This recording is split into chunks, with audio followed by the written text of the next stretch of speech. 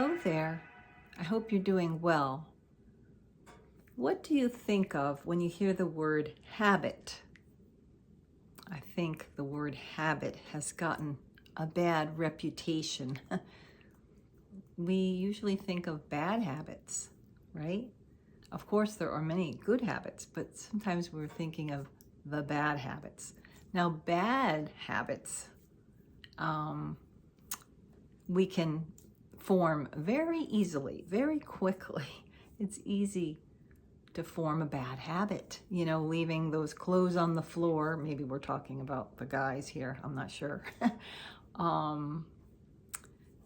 Get into a habit of doing something, putting something in the wrong place all the time, not putting things away, not praying. There's so many things. Eating too many donuts instead of having one. I don't really eat any donuts anyway, but there's all kinds of bad habits, right? And they're easy to form. Why is it so hard to form a good habit? And why should we have good habits? Of course, we need good habits, right? So many things we need to get in the habit of doing good things, right? Being virtuous even. Forming prayer habits. So that's what I want to talk about just real quickly.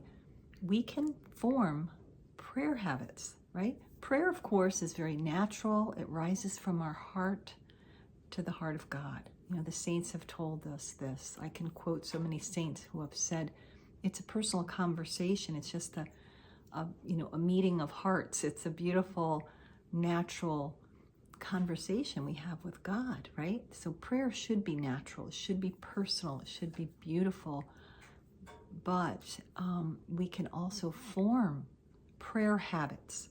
So we can form these habits of prayer, taking the time for prayer in the morning, as soon as you open your eyes to a new day, with the morning offering, or, taking a time to prayerfully reflect during the day, certain times, or a time of examination of conscience, take time to just think about how you're doing. What can you do better? Things like that. So we can form these habits. We could even have specific times of the day that we want to pause for prayer. Of course, we have to be flexible when God rearranges things, but we can have certain times of prayer: morning prayer, evening prayer, noon prayer, going to Mass, praying the Rosary, praying the Divine Mercy Chaplet, and things like that. So we can form these habits of prayer. And as we do, we'll notice that sometimes it's hard to do, much harder than the bad habits, because most of the time, forming these prayer habits requires some bit of sacrifice, whether it's our time or whatever it is. It requires, a little bit of sacrifice to make sure that we're doing what we're supposed to do. But when we do this, when we form these beautiful prayer habits, we get into the habit, sorry about that, of doing these things.